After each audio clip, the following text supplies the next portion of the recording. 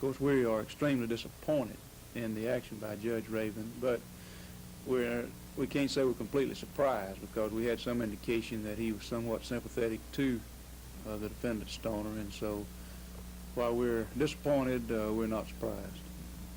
What about the political allegations that Attorney Cobb was making, saying that the FBI has information that will clear Stoner, and that Bill Baxley is simply using this as a political tool and has no evidence against Stoner?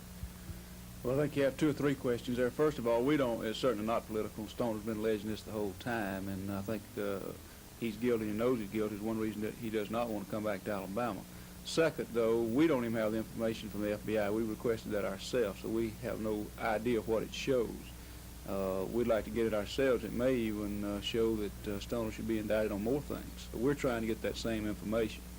But thirdly, whatever the FBI information says will not be material to an extradition hearing. If it goes to his guilt or goes to his innocence, that's a matter for the Alabama courts and not the Georgia court. What is the next step? Where do you go from here? Well, we considered appealing the order of continuance today, but it would probably take 30 days itself. And even if we won that, the 30 days would be gone. I think that'd just take more taxpayers' time and money. So we're going to just wait 30 days, prepare ourselves again for the extradition hearing, and go back to Georgia, and hopefully this time the judge and Stoner and his attorney will have exhausted all their delaying tactics, and we can get on with it and get him back to Alabama. What do you think your chances are right now? Oh, I think they're good. I still think we're going to get him back eventually. It's just going to be a lot of show and a lot of red tape, but I think he's going to be Alabama bound.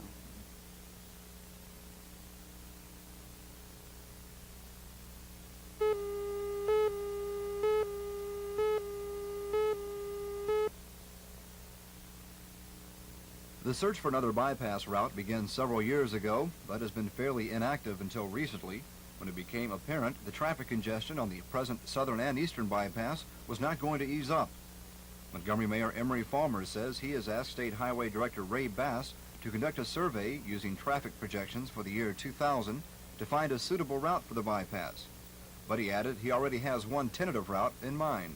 A route that would begin west of Danley Field, go in a southeasterly direction, several miles south of the southern bypass now, and come back around and come up and intersect intersect the Troy Highway, intersect Vaughn Road, and up to the interstate, and on up to 231 North. And it is my judgment that in 10 years or 15 years that the traffic conditions will be so intolerable on the southern bypass that we will need this facility. So the time to start is before the desperate need appears. You see this as a better alternative than trying to perhaps widen the bypass as it now is? Well, there's so much business along the southern bypass now, any widening would take tremendous acquisition costs. And we're not saying that this is the only answer. We're saying that this is a possibility that should be studied. And I think that one of the problems we have now is that we haven't planned ahead properly. So I'm trying to take the first step to plan ahead properly so that in years to come we will not be so boxed in that we don't have any land available to where we could build this. Farmer said the long-range plan includes an extension of the bypass to the west and the north of Montgomery, but he says his immediate concern is for the southern and eastern portions of the city. A new southern bypass may be a viable solution to the traffic congestion such as this in the city, but that's several years away. Until then, this type of congestion could become a commonplace occurrence, not just at Christmas holidays, but all year round. From the southern bypass, this is Dave Rickey, WSFA TV News reporting.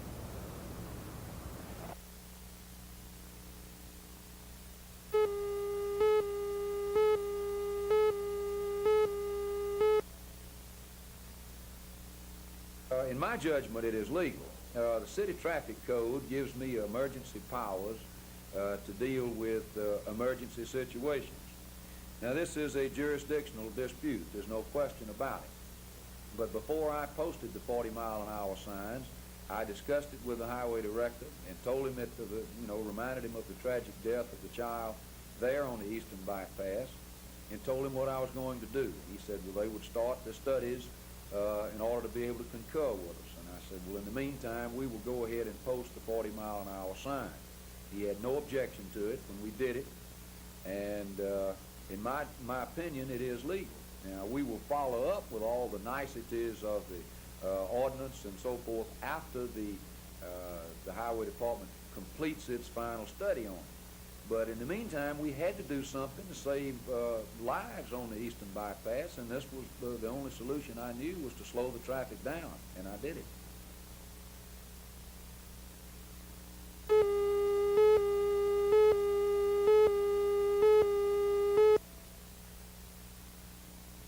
During the hearing, Judge Taylor specifically criticized a cartoon in Hustler showing a child molester and a nude Christ child.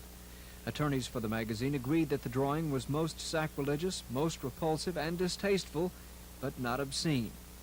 The attorneys also argued that the state's obscenity statute is unconstitutional because the Supreme Court has said you cannot issue a temporary restraining order on probable cause.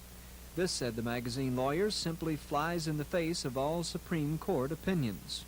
Absolutely saying that as far as we're concerned, the magazine is not obscene, and we can certainly carry the burden in that area, and frankly the burden's on the prosecution to prove that it is obscene, but we can certainly defend that, and we have in the past.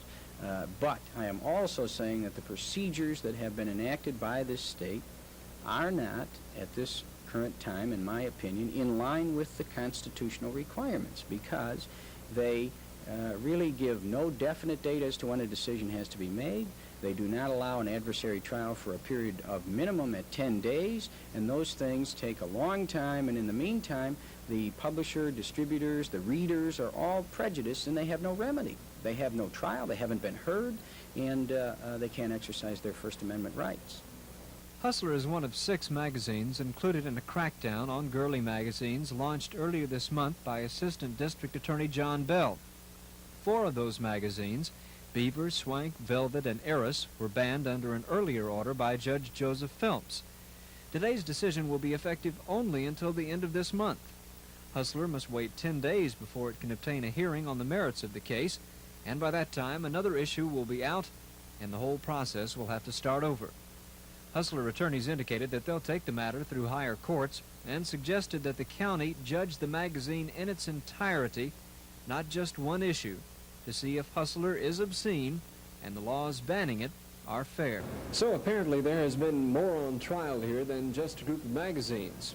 Today's proceedings may have marked the beginning of the first real test of Alabama's obscenity laws, which may mean a considerable length of time before materials regarded as obscene can be eliminated from local magazine shelves. From the Montgomery County Courthouse, Bill Weaver, WSFA TV News.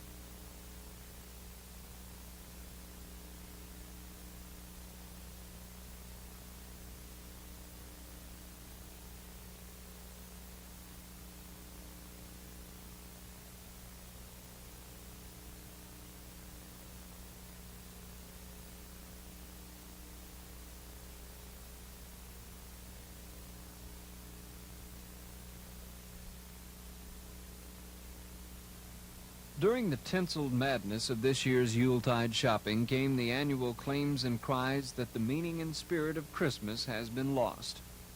As the season got underway, Composite took to the streets looking for that spirit and got a variety of opinions about its status. I think it's commercialized.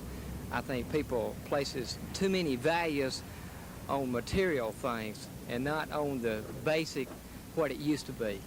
In my opinion, it was not really getting a whole lot at Christmas, but it was a spirit, just a spirit of giving, if it was nothing but oranges or apples or just being together with a family. I don't think there's any great difference today from what it used to be. People may have a little bit more money to spend, but I think people still think about other people. They want to make them happy by giving a gift. I think it's all commercial now, strictly presents, toys, money. I see it. No, I don't think it's overdone. I don't think we have enough of it. In a way, it's brought us a lot of benefits because it's due to the store's decorations that make Christmas such a festive time in the city. There has gotten to be a lot too much commercialization of Christmas. I think we're beginning to lose sight of what Christmas really is supposed to be about. It's, to me, it's to celebrate Christ's birth and not all the other things that it's turned out to be lately. One minister commented that if Christ were to have dropped in for a visit this past Christmas season, he might have been a bit confused. First of all, he would have seen a lot of trees, lights, bearded men in red suits, traffic jams, and a multitude of shoppers, some in agony over what to purchase for their loved ones. In addition, he might have noticed that the celebration of his birth was being held not in the spring, when most historians believe he was born, but instead on December 25th, the date of a Roman pagan holiday, a change adopted centuries ago when Christians were persecuted in the Roman Empire. Christmas celebration has probably come full circle in the last 1700 years from the pagan holiday from which it was transformed into Christmas all the way back around to a pagan holiday again, for the most part, as far as the secular celebration of it is concerned. Well, I think that the commercialization of it has certainly had a debilitating effect on its original intent, to say the least. Of course, everybody likes gift giving. Gift giving is a beautiful and a marvelous thing, but the original intent of Christmas was that you give love, or that love was given on that occasion. And the extent to which you really get away from that original intent by the giving of things as a substitute for it, rather than a symbol of it, you've really missed the meaning of it, in my judgment. There's little doubt that one can get right weary filling a Christmas shopping list these days. So current advice is to shop early, something we're reminded of by the sight of Christmas decorations going up at least a month ahead of time, causing some of us to tire of the Yuletide spirit before Christmas Day arrives. But retail officials say the long shopping season is just a sign of the times, as society becomes more urbanized, pushing the old-fashioned Christmas further into the past. I think that's gone. Times have changed. People have moved into cities and to urbanized areas. Now, the merchants who serve the public, and I think they're smart people, I think they are more knowledgeable about the market, they're more knowledgeable about their customers and their needs, and I think they're only responding to the demand of we, the buying public. There's no way that the stores could stock, could have enough clerks to wait on people to do all these things if they just started 2 weeks before Christmas itself. They almost have to begin early. A lot of times the items will move more swiftly than others. Some new toy, some television program, if you please, or some series or some comic strip will come out and make one particular toy or one particular product more desirable or sell faster. They have to have time to reorder and stock the shelves. People think they're fussing about getting started early. If the stores ran out of merchandise and couldn't supply them, they'd really hear some complaints, I believe. Needless to say, there would probably be some complaints from merchants if the Christmas season was any shorter, and not just because of stock problems.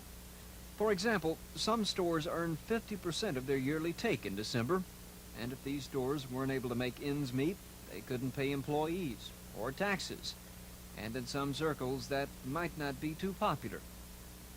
It appears that the increasing length and glitter of Christmas is purely a response to the laws of our economic system, and those who aren't too fond of the present spectacle will have to eventually air their feelings through that system. We usually do things like that until we get sick and tired of ourselves, and then we swing back the other direction and start to put more emphasis on the spiritual values. And as long as we keep buying things and the general populace puts their emphasis on things, well, the merchants are going to provide it for us. I don't really fault the merchants. It's wrong to lay the responsibility at their feet. It's at the feet of those of us who go out and participate in this. It's not like it used to be. It's different. But I personally, and I think our public and our consumers like the color. They like the lights. They like the activity and the spirit of giving. They like the trees, such as our beautiful Christmas tree here and in many other communities and cities. And if there is an over-commercialization, then I think it's simply a necessary thing in answer to the demand of the consuming public and to the people today. There may well be merit to arguments that in recent years the spirit of Christmas has been covered up by the general confusion of our long, frilly Yuletide season. And such a situation may make it a bit harder to find some of the nostalgic values many of us have attached to the time of the year dedicated to the celebration of the birth of Christ. But even those who wish those values were more apparent can't deny that they're still around if the spirit is looked for in the right spirit. Maybe you have to look through all the tinsel and all the decoration to find it, but I think we find it more among the poor, where people are needy, and where we have an opportunity to do what was intended from the beginning, to really give in a meaningful way where it helps, or in the home where families are drawn closer together when they come back home again and see one another and reestablish communication that they long for and without which we die a little bit deep down inside. So I think the spirit can be found. From the looks of it, next year's Christmas promises to be just as confusing as this year's was, probably with more traffic, more hustle and bustle, and more potential for overshadowing the season's original purpose. But perhaps some lessons have been learned from what we've experienced during this year's celebration. And perhaps those lessons can be applied during Christmas '78. Whatever the case, the search for the spirit of Christmas will probably continue. And hopefully the more of that spirit we search for, the more of it we'll find. And the more of the spirit that we keep within ourselves, the merrier each new Christmas will be. Bill Weaver reporting for Composite.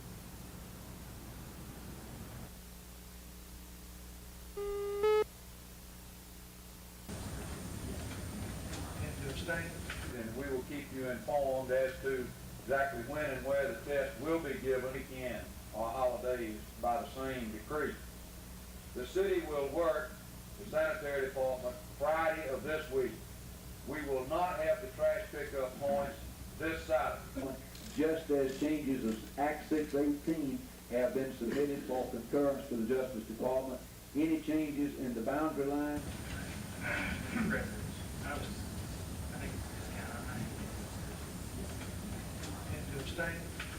All right, let the record show that 8 for 0 against.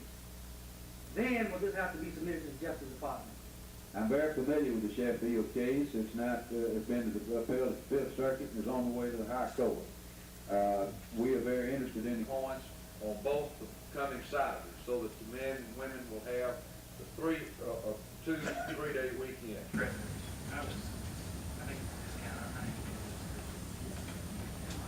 All right, let the record show that. The robbery shooting happened shortly after 6 o'clock at a convenience store on High Street near the Montgomery Library. Assistant store manager Mike Hatcher was apparently alone in the store when the assailant arrived. Police reports indicate Hatcher was made to lie on the floor behind the counter, then was shot 6 times in the back. Police investigation officials indicate a small caliber handgun was used in the shooting. The cash register was emptied during the robbery, but the amount taken is not yet known. Shortly after the assailant fled the store, a customer arrived, found 22-year-old Hatcher behind the counter, alive and conscious. Hatcher remained conscious throughout the approximately 20 minutes of police investigation and on-the-scene care from fire medics before being transported to Baptist Hospital by ambulance. Tonight, police report Hatcher is in stable condition. Immediately after the robbery shooting was reported to Montgomery police, a search spread through Midtown for a tall, slender black male. He's wanted by law enforcement officials based on information from the wounded assistant manager. A suspect was seen running on foot away from the convenience store about the time of the robbery. A search by officers and the renewed Montgomery Police Dog Squad has as yet been unable to locate a suspect in the case. The investigation and the search are continuing. This is Dave Rickey, WSFA TV News reporting.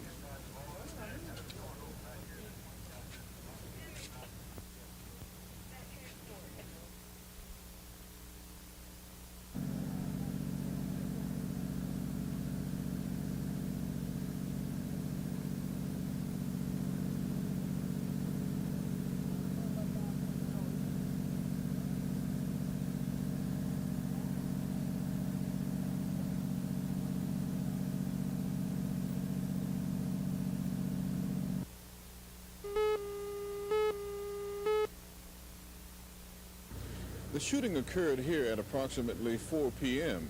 Montgomery Police Detective Sergeant L.J. Rutland describes what took place. We had a white male by the name of Herman Roscoe Pilgrim, who lives at Route 2, Wetumpka, Alabama, was shot in the left shoulder or side by a white female by the name of Valerie Ann Brown. After Mary Ann Brown shot Herman Roscoe Pilgrim, she then turned the pistol on herself and shot herself somewhere in the left side, and both parties were transported to St. Margaret's Hospital. You have any idea what their condition is? Not at this time, we don't. You have any idea what caused the shooting?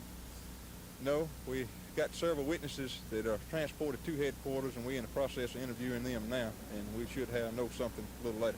Montgomery police expect a rash of violence during holiday periods such as Christmas and New Year's. Today, one officer said he hoped that today's incidents don't mean a repeat of the bloody Christmas period in 1975. This is Norman Lumpkin, WSFA TV News in Madison Park.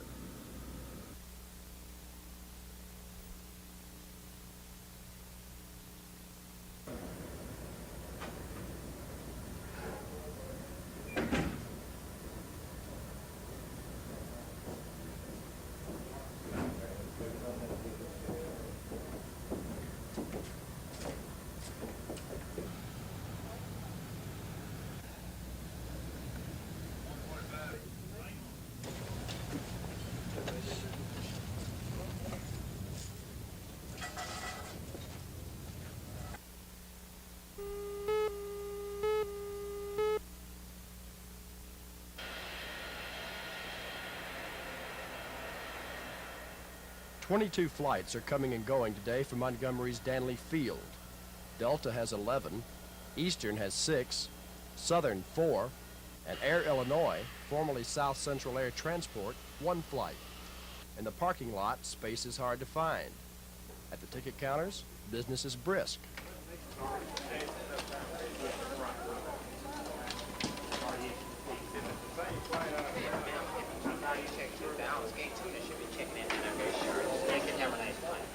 Most of the flights crowded today? Most of them booked full, yes, sir. Same way along the line? All the way down. Is this one of the traditionally heavy travel days? Sunday, the day after Christmas is usually one of your heavier days. Now, it'll still be heavy the next day, and they start tapering off, and then you'll have a slack period between Christmas and New Year's. But the first day or two after Christmas will be busy, and then it'll slow up a little bit until New Year's starts. Pick up again on New Year's? Right. It'll be, most of your flights will be fairly full between that. It won't slack up real slow because a lot of people will travel on into New Year's part and then start the New Year's travel again. But it'll slow up some after the day. Heavy load today? Yeah, everything's heavy. All the way down the line? Yeah, this year you better can't get in the seats at all. Is this traditionally a heavy day for you? Yeah, well, the day after and the day before the Christmas holidays, all of them are. New Year's too? Especially New Year's. You can't get a seat coming or going. Due to heavier than usual volume of homeward or work-aimed air travel, short periods of backup at the concourse security checks can be expected at almost all airports. Welcome through. You walk back, take your medal out, put it in the cup.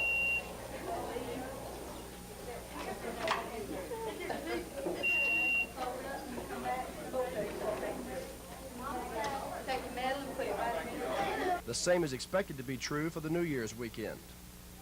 Seats gateside are at a premium, as those holding tickets await their flights and the growing number of standbys sit or stand hoping for a cancellation.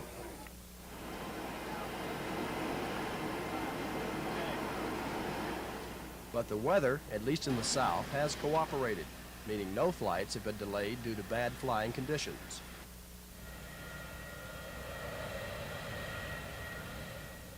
Since most flights to and from Montgomery, Columbus, and Dothan go through Atlanta, it is noted that at Hartsfield Airport, too, crowded but moving conditions prevail.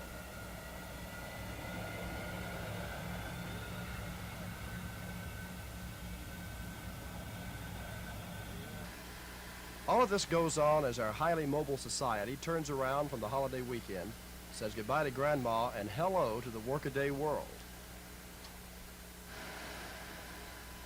Carrying Christmas gifts, even clutching new Christmas dolls. They're going home, or they're coming home to Montgomery. At Danley Field, this is Dick Bird, WSFA TV News.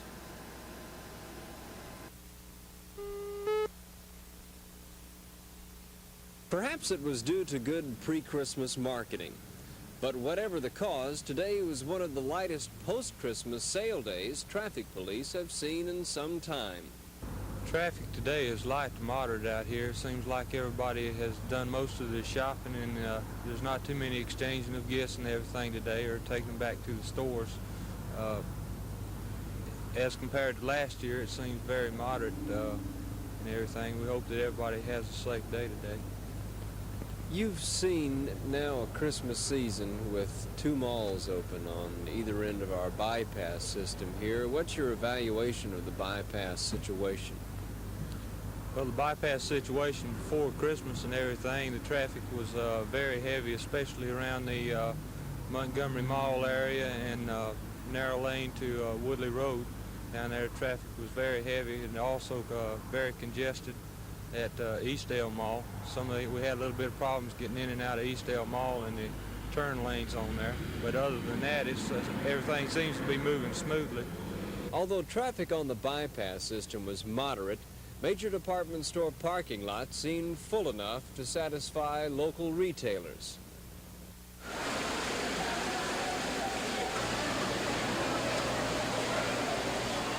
Perhaps the full parking lots were a major reason for the slack in traffic, because many stores were packed with wise shoppers searching for that special bargain. And bargains were abounding, along with the shopping attendance that in some stores was the heaviest since Thanksgiving.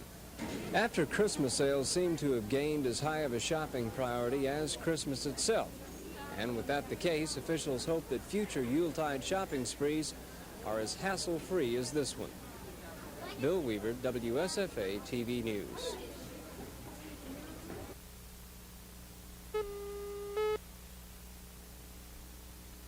Well, we needed to raise some money for Madison Hope Park Center there, Boy Scout troop. It's a retarded Boy Scout troop, and they couldn't raise the money. And we needed to raise some money for them, and one of the other JC chapters did this a few years back, and they stopped doing it, and we felt like the Twin Rivers could take the project and make some money with it, and also help the city out at the same time. Also going to be doing it next week? Yes, sir. We'll be doing it next Monday. How much success have you had? We've done real well. We've really done better than we expected to, I guess. The people around Montgomery were very receptive to the project with us, and it helped out the people in the community, and we feel like also it helps the city out a little bit by getting some of the trash off the streets. Now, as I understand it, the Boy Scouts of America do not support the Madison Park group. Is that correct? That's my understanding right now. Jim Calder, which is one of our members, is working with that Boy Scout troop, and he came to us and asked us to support the troop. We've been helping them out any way we could, and we're trying to give them some financial backing and also some manpower backing too, hoping to possibly in the spring and summer maybe take them on some camping trips, things like this.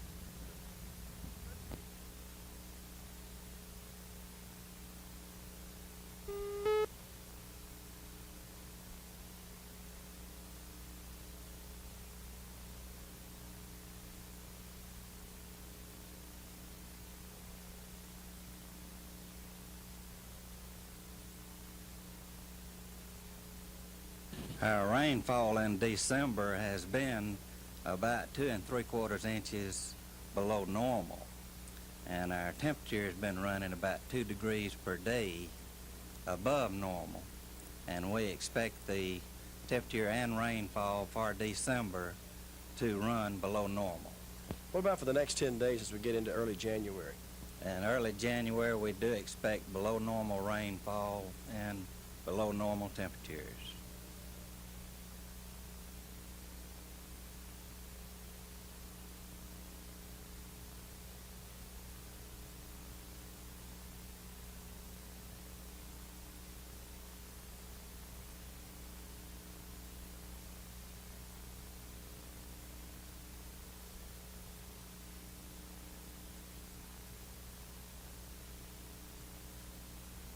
This instrument here records the intensity of the sunshine. We also get a readout on this instrument for the minutes of sunshine, and this records the solar data on a record, which can be later utilized for solar energy research. So we can know exactly how much sunshine and how intense it is each given minute and each given day? Yes, sir, in Montgomery right here at Danley Field. So we get a record, get 3 different records. When the sun comes up, how many minutes, the intensity, and then get an actual record, a readout graph of the intensity of the sunshine. Our segment 3 this evening is titled The Power and the Power, and it deals with the growing tendency among power companies which serve the public to keep things secret from the public. Sometimes they go far beyond the bounds of ordinary security. Here's the first of 2 reports on this. Our investigator is Paul Altmaier. Ever since power companies began building nuclear plants, there has been considerable opposition. Opposition that has led to concern by the power companies about possible sabotage or theft of nuclear materials to make weapons. How do you do? Camera pass. Pardon me? Let me see your camera pass. We don't have one. You don't have one. Power companies, prodded by the federal government over the last few years, have been enlarging their security forces. Right, let's go to the main gate. But increasingly, questions are being asked as to how far these security departments are going. Not in protecting company personnel or properties, but rather in gathering information and surveilling people who are opposed to company policies, people who may be opposed to a nuclear power plant, or something as simple as a utility rate increase. Atlanta. This is the headquarters of Georgia Power Company, a $4 billion giant, one of the largest providers of power in the country. Some 15 miles away in this unmarked building is Georgia Power's security department. It was started in 1973 and modeled after several other major utility company security departments, including Southern California Edison, Pacific Gas and Electric, and the Alabama Power Company. Recent disclosures by the Atlanta Journal and new information uncovered by NBC News show that Georgia Power was engaged in a widespread intelligence gathering campaign. Internal Georgia Power documents refer to information being gathered on so-called subversives, or organizations whose activities would present a threat to company operations. William Lovin and John Taylor used to be security investigators for Georgia Power. That a person would fall into a subversive category who would fit into the antagonistic category. Again, that is someone who would, for any reason, be against the rate increases or would have some type of critical opposition to the operation of the power company. The practices are deliberately designed to identify protest groups and individuals. And that's it in a nutshell. By protest, does that mean anti-Georgia Power? That means anyone that does not agree with Georgia Power's policies, Georgia Power's plans insofar as rate increases, or the conduct of their business. If security was ordered to investigate, they would investigate, clandestine or otherwise. Georgia Power documents show the company conducted investigations of individuals for at least one other utility, and that management routinely requested investigations of individuals outside the company. Did you ever participate in an investigation for the top management of the company of an individual? I have participated. I did this checkout.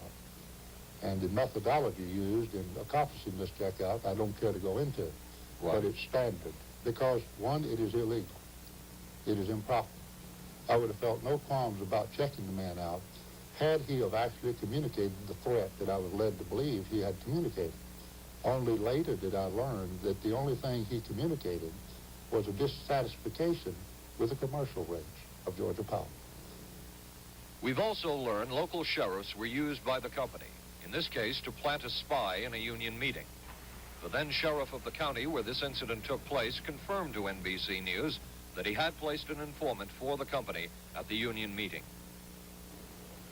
We found that Georgia Power investigators routinely got information from many law enforcement agencies, including the FBI's National Crime Information Center, which is linked to most of the police departments around the country by computer. I could get anything I wanted on your background by going directly to a sheriff or possibly a chief of police in the state. Anything that had been put into the national computer. And there was no hesitancy on the part of the police or the sheriff to Well, get the only hesitancy is this. When we give you the computer printouts or we give you the information, as soon as you've transcribed it, burn it. The only hesitancy is to make sure you burn the information after you get it. And what was done with this information? Several other sources say that Georgia Power's Public Relations Department used it to discredit some opponents of the company as, quote, commies and queers. This was referred to as public education. Georgia Power refused NBC News' request for an interview about the company's security department. A spokesman said, "We're not going to talk about it." In our next report, a look at the security practices of the largest electric utility in the country, and a bizarre story of burglaries of people's homes and offices by this man, a self-admitted thief. Paul Altmaier, NBC News.